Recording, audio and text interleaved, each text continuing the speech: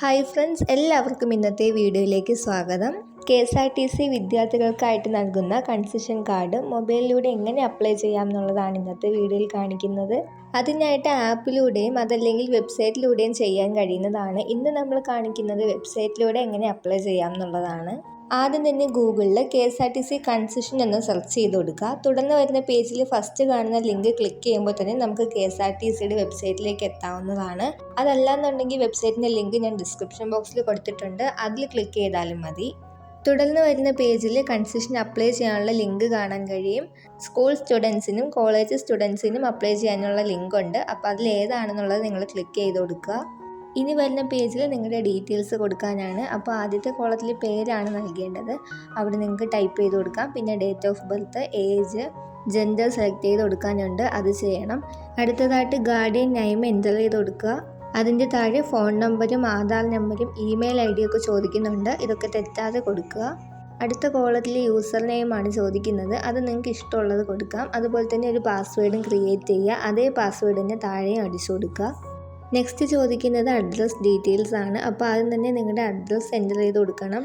അടുത്ത കോളത്തിൽ നിങ്ങളുടെ സ്ഥലമാണ് ചോദിക്കുന്നത്, അത് ടൈപ്പ് ചെയ്ത് കൊടുക്കുക. പിന്നെ പോസ്റ്റ് ഓഫീസിൻ്റെ നെയിം ചോദിക്കുന്നുണ്ട്, പിൻകോഡ് എൻ്റർ ചെയ്ത് കൊടുക്കാനുണ്ട്. അതുപോലെ തന്നെ നിങ്ങളുടെ ജില്ല സെലക്ട് ചെയ്ത് കൊടുക്കുക. ഇതെല്ലാം ടൈപ്പ് ചെയ്ത ശേഷം താഴെ കാണുന്ന നെക്സ്റ്റ് ഓപ്ഷനിൽ ക്ലിക്ക് ചെയ്യുക. നിങ്ങൾ കോളേജ് സ്റ്റുഡൻസ് ആണെങ്കിൽ ഇതുപോലുള്ളൊരു പേജ് ആയിരിക്കും കിട്ടുന്നുണ്ടാവുക. സ്കൂൾ സ്റ്റുഡൻസിനാണെങ്കിൽ സ്കൂൾ ഡീറ്റെയിൽസ് ടൈപ്പ് ചെയ്യാനുള്ള പേജ് ആയിരിക്കും. അപ്പോൾ അവിടെ തെറ്റാതെ ടൈപ്പ് ചെയ്ത് കൊടുത്താൽ മതി. ഇപ്പോൾ ഇവിടെ കാണിക്കുന്നത് കോളേജ് സ്റ്റുഡൻസിൻ്റെ ഡീറ്റെയിൽസ് എൻ്റർ ചെയ്യാനുള്ള പേജാണ്.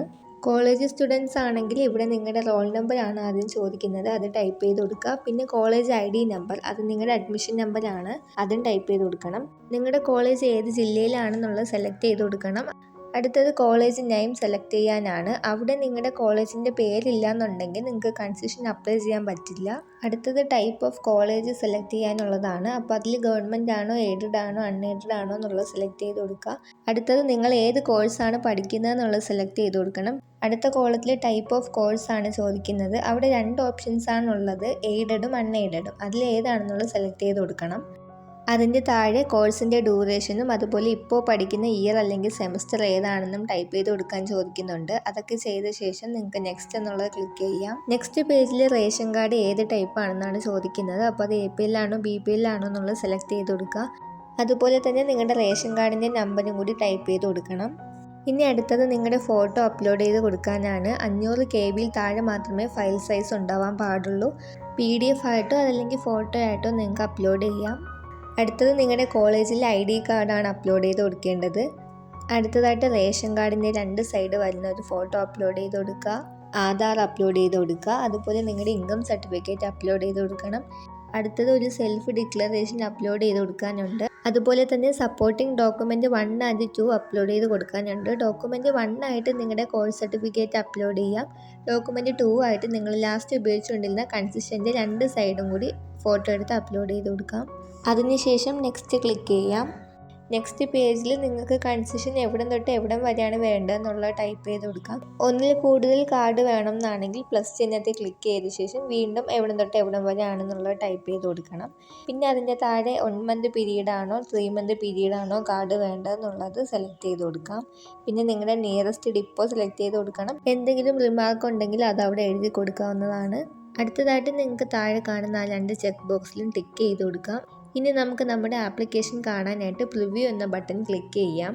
അപ്പോൾ നിങ്ങൾക്ക് നിങ്ങളുടെ ആപ്ലിക്കേഷൻ കാണാൻ കഴിയും. അതിൽ പ്രിൻ്റ് എന്നുള്ള ബട്ടൺ പ്രസ് ചെയ്താൽ നിങ്ങൾക്ക് നിങ്ങളുടെ PDF ആയിട്ട് ഡൗൺലോഡ് ചെയ്തെടുക്കാൻ കഴിയും. അതിനുശേഷം നിങ്ങൾ സബ്മിറ്റ് ചെയ്യുക. ആപ്ലിക്കേഷൻ സബ്മിറ്റ് ആയി കഴിഞ്ഞാൽ നിങ്ങൾ കൊടുത്തിരിക്കുന്ന നമ്പറിൽ മെസ്സേജ് വരുന്നതാണ്. അടുത്തതായിട്ട് വീണ്ടും വെബ്സൈറ്റിൻ്റെ ഹോം പേജിൽ എത്തിയ ശേഷം താഴെ സൈൻ ഇൻ ചെയ്യാനുള്ളൊരു ഓപ്ഷൻ ഉണ്ടാകും. അവിടെ നിങ്ങളുടെ ഇമെയിൽ IDയും പാസ്വേഡും ഉപയോഗിച്ച് സൈൻ ഇൻ ചെയ്യാം.